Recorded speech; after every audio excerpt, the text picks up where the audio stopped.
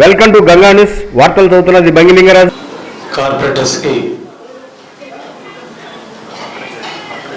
5 years పూర్తయిన సందర్భంగా ఈరోజు ఇక్కడ సమావేశం ఏర్పాటు చేసుకున్నాం. నేనైతే ఒకటే చెప్తా ఉన్నాను, మీ 20 మంది ప్లస్ మన రమేష్ జీవితాంతం నేనున్నంతకాలం నాకు గుండెలో ఉంటాను.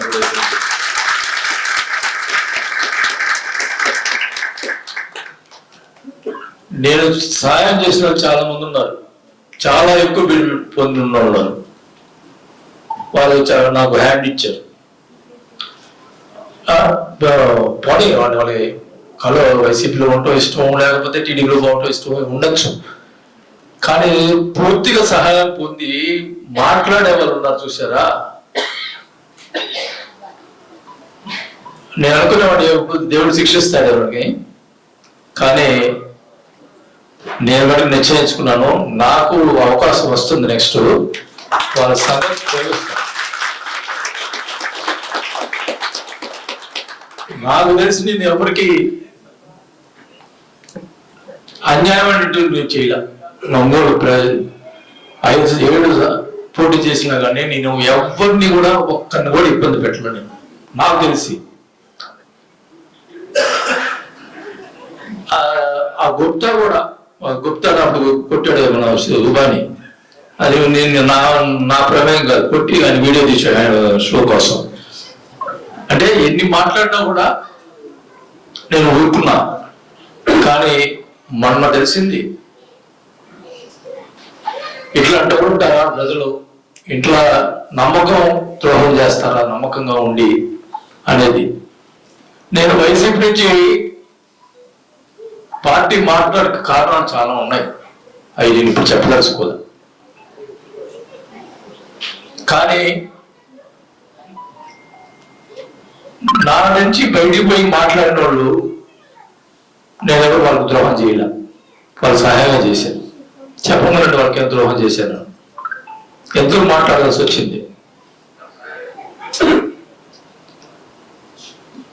సరే, నేను అప్పటికి ఏదో మనసు బాధ వేసిందో ఏదో చేసిందో, పార్టీ పవన్ కళ్యాణ్ గారి ఆయన నా గురించి మాట్లాడతాం, ఆయన మంచిగా ఉంటుందనే ఉద్దేశంతో పార్టీ మారాం. మరి మీకు ఇష్టం ఉన్నా లేకపోయినా, నాకు తెలుసు కొంతమందికి ఇష్టం, కొంతమందికి లేకపోయినా కూడా నేను జనసేన పోయాను కాబట్టి వాసనతో పోవాలని చెప్పి మీ 21 మంది కార్పొరేటర్లు వచ్చారు. నేను ఎప్పుడు కూడా మర్చిపోను.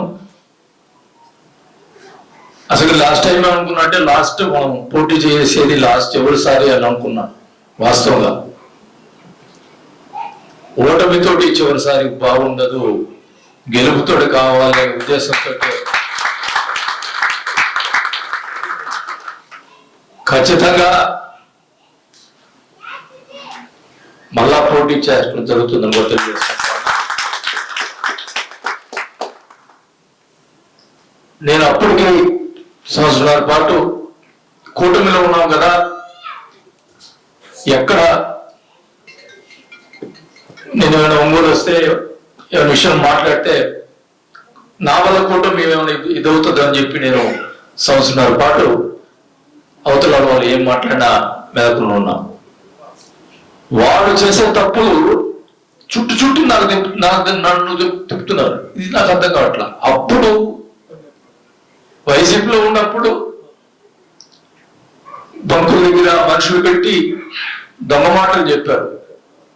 నేను ఈరోజు చెప్పాను, ఛాలెంజ్ చేశాను, అధికారులు ఉన్నారు కదా, ఒక తప్పు నేను చేస్తుంటే నా సొంతంగా నేను ఒక తప్పు చేస్తుంటే చూపించను నేను అడుగుతా ఉన్నా.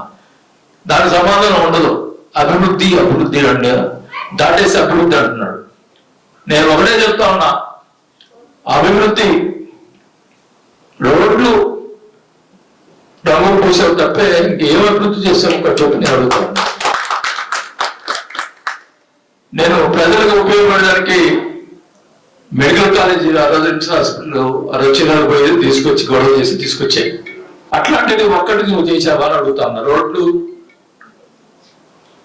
పడగొట్టి రోడ్లు డెవలప్ చేసేదానికి చేస్తూ ఉన్నాం.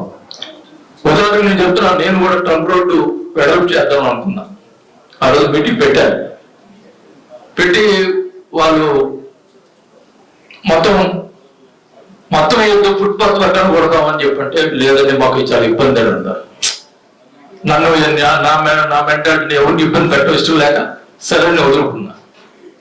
ఇప్పుడే నా రంగు రోడ్డు నువ్వు ఓకే డెవలప్ పడగొడితే డెవలప్ చేస్తానంటే చెయ్యి, వాళ్ళకి కాంపెన్సేషన్ కట్టి చెయ్యి. ఇప్పుడు బంకులు తీసేస్తా ఉన్నాం, వాటి అన్ని చేస్తా ఉన్నాం. కానీ మంచి పని చేసేటప్పుడు మంచిగా చేయి, చెడుగా చేయొద్దని అడుగుతా ఉన్నా. ఎంతమందో ఇబ్బంది జరుగుతా ఉంది ఒంగోలులో. నేను చెప్తా ఉన్నాను, ఒక పక్క మీ అందరికీ తెలియజేసుకుంటున్నా, ఒక పక్క వైసీపీ నాయకులు, ఒక పక్క తెలుగుదేశం నాయకులు, ఒక పక్క జనసేన నాయకులు, కొంతమంది అందరు కలిసి పాదయాత్ర పోరాటం చేస్తున్నారు. గుర్తుపెట్టుకోండి. నేను నాకు ఈ నాయకులతోటి ఎవరితో నాకు అవసరం లే. మనకు ప్రజల్లో ఉండాలా, ప్రజల బలం ఉంటే, మీ అందరి బలం ఉంటే నాకు చాలు. నేను దేనికైనా పోరాటం చేస్తాను కూడా తెలియజేసుకుంటా ఉన్నా. ఇప్పుడు జరుగుతున్నటువంటి వీటన్నిటి కూడా నేను మొన్న చెప్పాను, వారానికి 2 రోజులు వస్తాను. ఖచ్చితంగా నిశ్చయించుకున్నాను. నేను ఒంగోలులో ఎక్కువ ఉండేదానికి నిశ్చయించుకున్నాను. ఖచ్చితంగా కూడా అన్ని రకాలుగా కొన్ని ఆర్థిక ఇబ్బందులు అవన్నీ కూడా సెటిల్ అయిపోతా ఉన్నాయి. అయిపోయిన తర్వాత అయిపోయినా కానీ నేను ఇక్కడికి వచ్చి కూర్చుంటాను. అన్ని రకాలుగా నా కోసం పనిచేసిన వాళ్ళందరికీ నేను అండగా ఉంటాను. మీరు నాకు అండగా ఉండాలని చెప్పి కూడా నేను మరీ కోరుకుంటా ఉన్నా. వాస్తవుడు ఉన్నాడు కాబట్టి రమేష్కి ఇబ్బంది పెడతా ఉన్నాడు. అందులో జనసేన ఆయన వైసీపీ నుంచి గెలిచాడా, కూటమి నుంచి గెలిచాడు జనసేన. మరి ఆయన్ని ఇబ్బంది పెడతా ఉన్నాడు. ఏమంత అవసరం నాకు అర్థం కావట్లేదు. తప్పులు చేస్తున్నారు మీరు, తప్పులు ఎత్తి చూపించే పార్టీ జనసేన అన్నారు. ఓకే, నేను అదే పనిలో ఉంటా. ప్రతి విషయం కూడా బయట పెడతా, ప్రతి విషయం కూడా నేను ప్రజల్లోకి వెళ్తా. చాలా ల్యాండ్ గ్రాబింగ్లు చాలా జరుగుతూ ఉన్నాయి. వీటన్నిటి కూడా బయట పెడతాను. ఒక్కొక్కటి అన్ని కూడా తీసుకుంటున్నా. డ్వాక్రా గ్రూప్ లో జరిగినవి అంటే అన్ని ఏం జరిగినాయో అన్ని కూడా బయటకు వస్తున్నాయి. అన్ని తీసుకున్నా, అన్ని బయట పెడతా. ఏం సందేహం లేదు. ఎవరు ఇక్కడ భయపడేవాడు ఎవడు లేడు. ఇక్కడ దేనికైనా సిద్ధంగా ఉన్నాం. ఒక కళ్యాణ కేసులు పెట్టుకో. నేను ఇట్లాంటి వాళ్ళు ఇప్పటికి 30 సంవత్సరాలు చూసా. మర్యాద లేదు, మట్టు లేదు, మర్యాద లేదు. మాట్లాడేటప్పుడు కూడా ఒక మర్యాద లేకుండా మాట్లాడుతా ఉన్నాడు. దేనికైనా కానీ అతనికి మటుకి నేను ఊరుకునేది లేదు. నన్ను ఎవరు సహకరించకపోయినా నాకు మీ అన్నుంది చాలు. ప్రజల అండుతోటే నేను అన్ని రకాలుగా ట్రంక్ రోడ్డు కానీ ఏ విషయంలో కానీ అందరికీ అండగా ఉంటాను కూడా తెలియజేసుకుంటా ఉన్నాం. ఎక్కడ ల్యాండ్ గ్రాబింగ్ జరిగిందని ఏమైనా ప్రాబ్లం జరిగిందంటే నా దృష్టి తీసుకురండి. ఆ ల్యాండ్ దగ్గర నేను వచ్చి కూర్చుంటానని కూడా నేను సభగా తెలియజేసుకుంటా ఉన్నా. ప్రతి విషయంలో చంద్రబాబు నాయుడు గారు ఇసుక ఫ్రీ ఇచ్చారు, కానీ ఇక్కడ అది జరగటంలా. దానికి కూడా ఇసుక దగ్గర కూడా వచ్చి కూర్చుంటా అన్ని రకాలుగా కూర్చుంటా. ఎవడేం చేస్తాడో చూస్తా. ఖచ్చితంగా ప్రజలకి అందుబాటులో ఉండేటువంటి ఇసుక కానీ ఇవన్నీ కూడా ఫ్రీగా ఇచ్చేదానికి నా సాహిత్యాన్ని కృషి చేస్తాను. ప్రతి విషయంలో కూడా నేను చేస్తాను కూడా తెలియజేసుకుంటా ఉన్నా. మనం మాట్లాడుతూ ఎమ్మెల్యే గారు అన్నాడు దొంగ పట్టాలు ఇచ్చారని. దొంగ పట్టాలు అంటే కలెక్టర్ మీద కేసు పెట్టండి.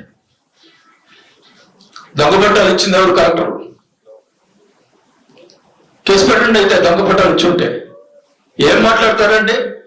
నేను చెప్తున్నా, ఒక్క పట్ట నా సొంతంగా ఒక పేరు చెప్పలా. నేను ఒక్క పేరు చెప్పలా. మా ఇంట్లో పని మనిషి పేరు కూడా చెప్పలా. నేను టోటల్ గా అధికారులు తీసుకొచ్చినటువంటి లిస్ట్ ప్రకారం పట్టాలు ఇచ్చాం.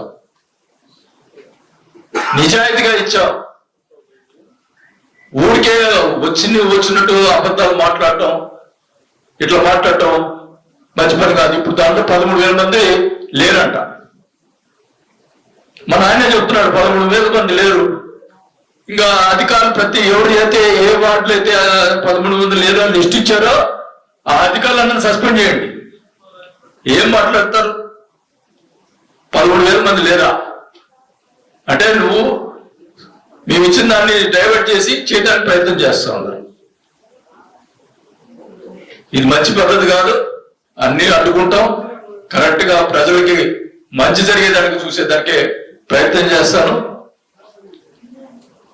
ఏ విషయంలో కూడా ఇప్పుడు ఇన్ని జరుగుతున్నా కానీ అప్పుడు నేను అసలుకి చేసి ఏమైనా తప్పు జరిగితే కార్యకర్తల కోసం అండగా నిలబడ్డాను తప్ప నా సొంతంగా నేను ఎక్కడ ఏం చేసుకోలేదని ఈ సభాగా తెలియజేసుకుంటా ఉన్నా. ఇప్పుడు నువ్వు చేసిన ఏంటి?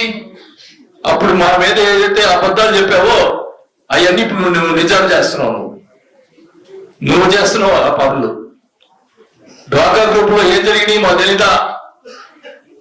ల్యాండ్ గ్రాంట్లు ఏం జరిగినాయి? బ్రాహ్మణ ల్యాండ్స్ ఏం జరిగినాయి మాకు చెప్పండి. ఆ రోజు మన కార్యకర్తలు ఒక ల్యాండ్ బ్రాహ్మణ్స్ ల్యాండ్ కరెక్టర్ అని చెప్పంటే సరే చూసుకోమని చెప్పిన. నేను ఇప్పుడు కూడా చెప్తున్నా, ఆ ల్యాండ్ కూడా కలెక్టర్ హ్యాండిల్ చేసుకోమని చెప్తున్నా.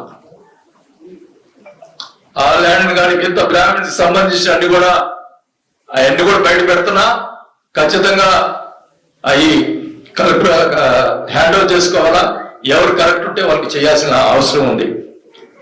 ఆయన చెప్పాడు వాళ్ళు మూర్తి పేరు మీద చేశారని చెప్పి అన్నాడు. వెంకట సుబ్బారావుది కరెక్ట్ అని అన్నాడు.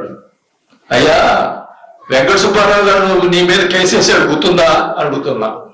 నువ్వు 9 కోట్లు బాకీ ఉంటే ఆయన కోర్టులో కేసు వేస్తే డిగ్రీ వచ్చింది నువ్వు డబ్బు కట్టమని. దాన్ని డైవర్ట్ చేసి వెంకట సుబ్బారావు పేరు మీద పెట్టి ఈ రోజు ల్యాండ్ బ్రాహ్మణ్స్ ల్యాండ్ నువ్వు ఆక్యుపై చేస్తావు. మా తెలీదా? వెంకట సుబ్బారావు అనే పేరు నువ్వు చెప్పావు, ఆయన పేరు మీద పెట్టాలని చెప్పావు. ఆ వెంకట సుబ్బారావు అనే అతను 9 కోట్లు నువ్వు బాకీ అని చెప్పి డిగ్రీ తీసుకొచ్చాడా లేదా? ఇది వాస్తవా కాదా చెప్పమనండి.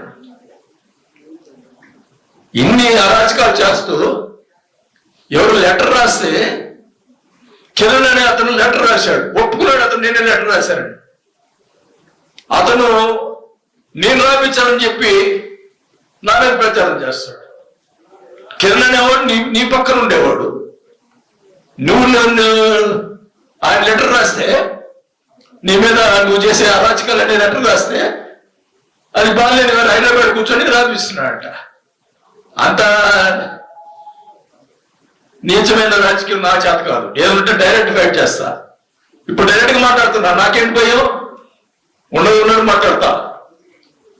అతని పిలుచుకొని నిజంగా ఆ లెటర్ చూస్తే వాళ్ళ భార్య గురించి ఆ లెటర్లో నీచంగా రాశారు. ఎవరన్నా అంత నీచంగా రాసిన భార్య ఒక ఫ్యామిలీ గురించి రాస్తే అతను తీసుకొచ్చి ఇంట్లో కూర్చోబెట్టుకొని రాజీ చేసుకుంటావా? What is your character? నా క్యారెక్టర్ ఏందో నాకు తెలుసు. క్యారెక్టర్ ముఖ్యం. క్యారెక్టర్ తప్పిపోయిందంటే అది చీటలు కూడా తెలియజేసుకుంటా ఉన్నాం. ఏదైనా కానీ నేను మటుకి నువ్వు చేసినటువంటి అరాచకాలను నేను ఊరుకునే లేదు. దేనికైనా పోరాటం చేస్తానని చెప్పి తెలియజేసుకుంటాను. నాకు మటుకి ప్రజలు, ఎందుకంటే నేను కూటమిలో చేరినా కూడా నా పక్కన తిరిగితే వాళ్ళని హెరాస్మెంట్ ఎన్నో రోజులు ఊరుకుంటాం. దానికి ఒక సహనం ఓపిక ఉంటుంది. సంవత్సరాలు ఓపిక పట్టా, ఇంకా ఓపిక పట్టను. ప్రజలకు వెళ్తాను, ప్రజలకు చూసుకుంటాను, తెలియజేసుకుంటాను. నేను చెప్పింది చెప్పారు అనుకుంటున్నారేమో. నా బాధ, నా ఇది, నేను కొన్ని నిధులు రాత్రి కలిపా మా అబ్బాయి మీద తప్పుడు ప్రచారం చేస్తే.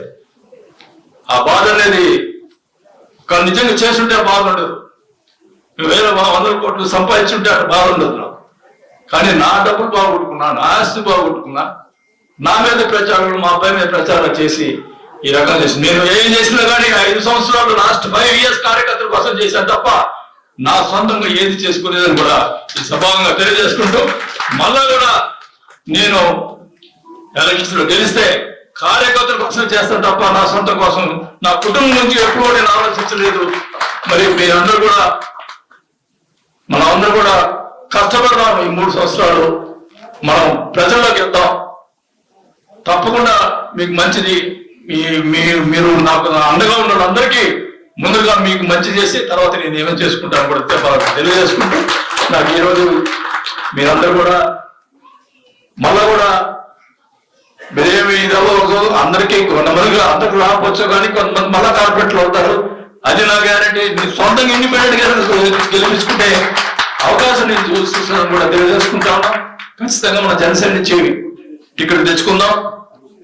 మనం ఖచ్చితంగా కార్పొరేట్లు మనం గెలిపించుకునే అవకాశం ఉంటుందని కూడా తెలియజేసుకుంటూ మరి ఈ రోజు ఈ కార్యక్రమానికి వచ్చినటువంటి అందరూ కూడా మరి ఒకసారి నా ధన్యవాదాలు తెలుపుకుంటూ మరి ఏదో ఎమోషన్ మాట్లాడాను, దానికి ఏం ఫీల్ అవుతారు.